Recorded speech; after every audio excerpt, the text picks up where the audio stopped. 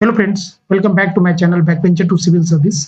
मैं हूं आपका होस्ट मनोज भारती। कुछ हेल्थ इशू के कारण मैं वीडियो नहीं बना पा रहा था, अब कंटिन्यू रहेगा।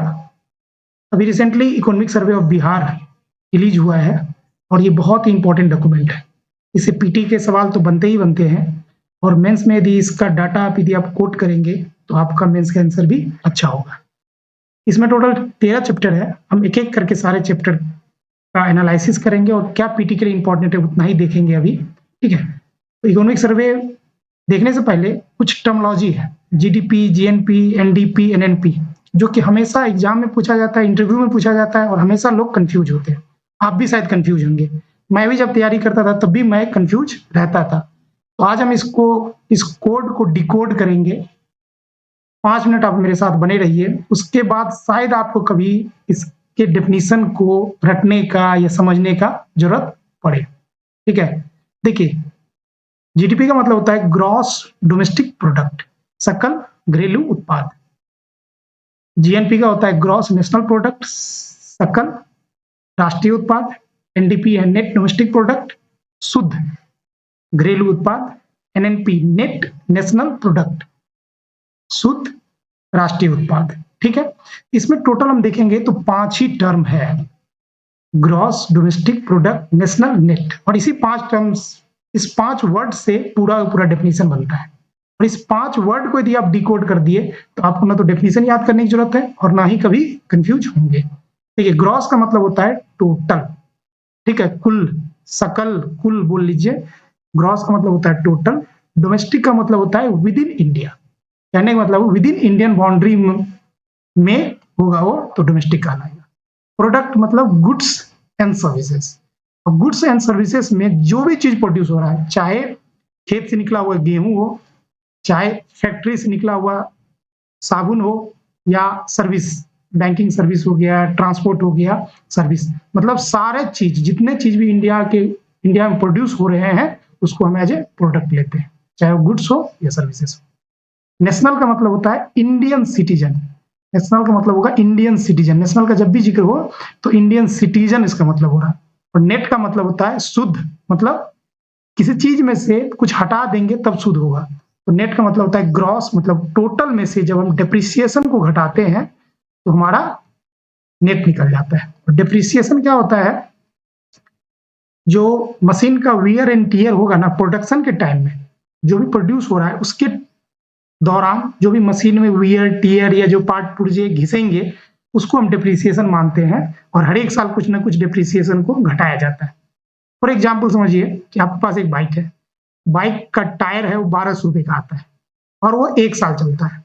तो आप जनवरी में टायर लगाए, 1200 रुपये उसका कॉस्ट था, फरवरी में वो क्या हो जाएगा, 100 रुपये घटाएंगे तो 1100 होगा। ऐसे घटाते घटाते दिसंबर में सपोज टायर आपका खराब हो गया तो उसका कॉस्टिंग क्या हो गया, 0 हो गया। तो डिप्रिसिएशन यही घिसने की चीज को बोलते हैं, जो वियर एंड टियर होता है मशीन में, तो हर एक साल ग्रॉस में से कुछ घटाएंगे तो नेट निकलता है। तो ग्रॉस मतलब टोटल, डोमेस्टिक मतलब विद इन इंडिया, प्रोडक्ट मतलब गुड एंड सर्विसेज प्रोड्यूस जो किया जाता है, नेशनल का मतलब हो गया इंडियन सिटीजन, और नेट का मतलब हो गया ग्रॉस माइनस डिप्रिसिएशन। ठीक, अब देखिए, ग्रॉस डोमेस्टिक प्रोडक्ट बोलते किसको, a money value of total production. Total production में क्या क्या आएगा आपका, खेत से निकला हुआ गेहूं, साबुन, और सर्विसेज में कोई ट्रांसपोर्ट सर्विस है सपोज दैट। तो मनी वैल्यू, सपोज दैट गेहूं निकला 100 केजी और 18 रुपये मार्केट वैल्यू है उसका आज के डेट में, तो 1800 रुपया होगा गेहूं का। साबुन निकला मान लो 100, 10 रुपए का एक साबुन है तो 1000 रुपये उसका हो गया। और ट्रांसपोर्ट सर्विसेज में मान लीजिए 1000 रुपये कॉस्ट लग गया एक जगह से दूसरे जगह ले जाने में या ट्रांसपोर्टेशन में, तो 1000 रुपये वहां बना। तो कहने का मतलब ये तीनों को जोड़ देंगे तो हमारा हो जाएगा जीडीपी। लेकिन कहाँ का, वो इंडिया, जो चीज प्रोड्यूस हो रहा है, जो चीज सर्विसेज चल रहा है, वो इंडियन बाउंड्री के अंदर ही होना चाहिए। इंडियन बाउंड्री के अंदर ही होना चाहिए, इसके बाहर नहीं जाना चाहिए। चाहे को प्रोड्यूस करे, चाहे इंडियन कंपनी हो, इंटरनेशनल कंपनी हो, डजेंट मैटर। लेकिन डोमेस्टिक वर्ड आएगा तो इसका मतलब इंडियन बाउंड्री। ठीक है, समझ में आ गया, जितना चीज प्रोड्यूस हो रहा है सबको जोड़ दीजिएगा तो जीडीपी हो गया। ठीक है, जीएसडीपी क्या होता है, ग्रॉस स्टेट डोमेस्टिक प्रोडक्ट। अब ग्रॉस स्टेट डोमेस्टिक प्रोडक्ट का मतलब हुआ, जैसे स्टेट अपना है बिहार, तो बिहार के बाउंड्री के अंदर जितना चीज प्रोड्यूस हुआ उसको हम बोलेंगे बिहार का जीएसडीपी, और सभी स्टेट का ऐसे ही बिहार, यूपी और सभी स्टेट का मिला देंगे तो क्या हो जाएगा, वो फिर से जीडीपी हो जाएगा। और जीएनपी की बात करें तो ग्रॉस नेशनल प्रोडक्ट, ग्रॉस मतलब फिर से टोटल, नेशनल मतलब इंडियन सिटीजन के द्वारा प्रोड्यूस किया हुआ। अब देखिए, a money value of total production by Indian citizen excluding foreign national in India. India में जो फॉरेन नेशनल है, एप्पल की कंपनी सपोज दैट चेन्नई में प्रोडक्शन कर रही है, उसके जो स्टाफ जो कमाएंगे और विदेश भेजेंगे या प्रॉफिट जो विदेश जाएगा उसको घटाया जाएगा।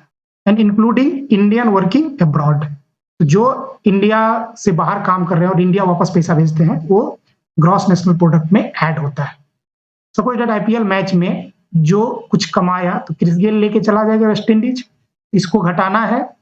और सपोज दैट सुंदर पिचे यूएसए में काम कर रहे हैं, वो अपने घर कुछ भेजेंगे पैसा इंडिया, तो ये ऐड होगा और इसको हटा देंगे तो नेशनल प्रोडक्ट निकल जाएगा।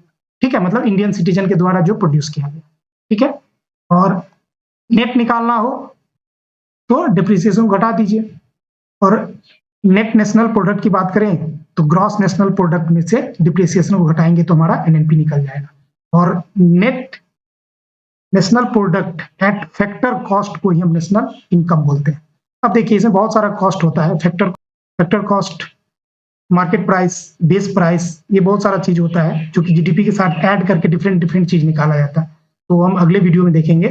ठीक है, एक एक करके थोड़ा करके देखेंगे तो पूरा आपका इकोनॉमी का कंसेप्ट भी क्लियर हो जाएगा और हम पूरा इकोनॉमिक सर्वे पढ़ लेंगे। ठीक है, तो केवल ये ऐसे ही मैं डाल दिया था याद रखने के लिए, यदि कहीं पीटी में क्वेश्चन आ गया कि NNP at a factor cost is called national income. ठीक है, तो अब हम लोग देखेंगे कि इकोनॉमिक सर्वे में हमारे लिए क्या है। इकोनॉमिक सर्वे जो 2021-22 का है, इसमें टोटल 13 चैप्टर है और पहला चैप्टर है बिहार इकोनॉमी से रिलेटेड। तो पहला जीएसडीपी से रिलेटेड है।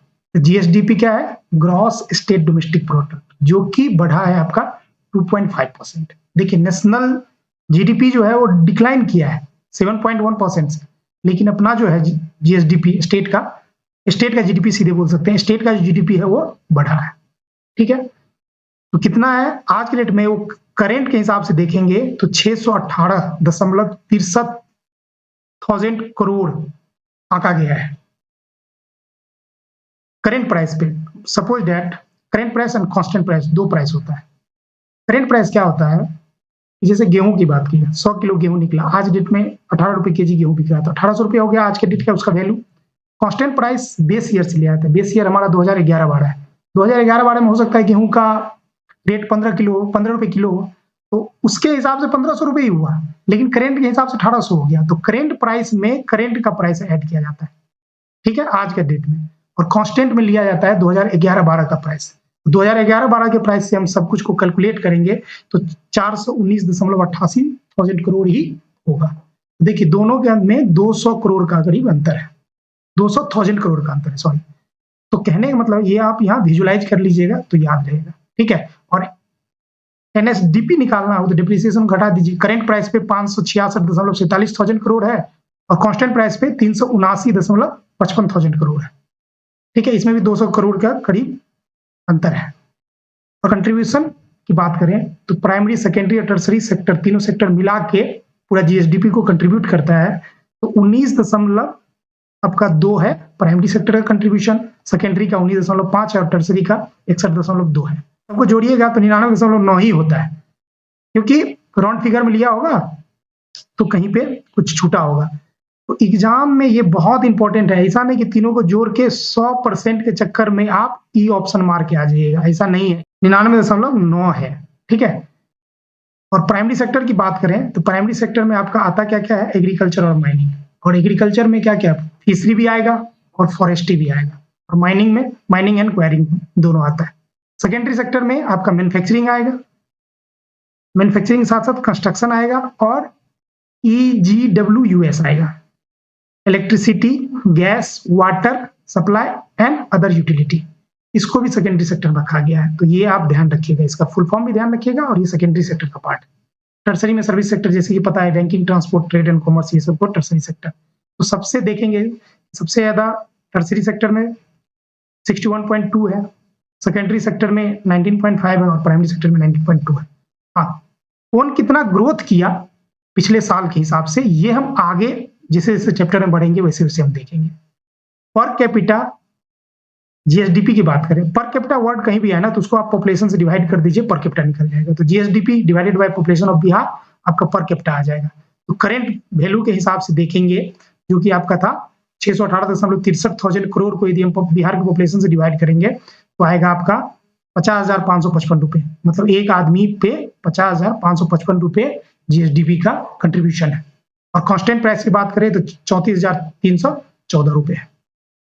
ठीक है, और टॉप मोस्ट पोजीशन की बात करें तो पटना टॉप किया, मतलब पटना में लोगों का जो इनकम है वो सबसे ज्यादा है। दूसरे नंबर बेगूसराय है, तीसरे नंबर पे मुंगेर है और चौथे नंबर पे भागलपुर।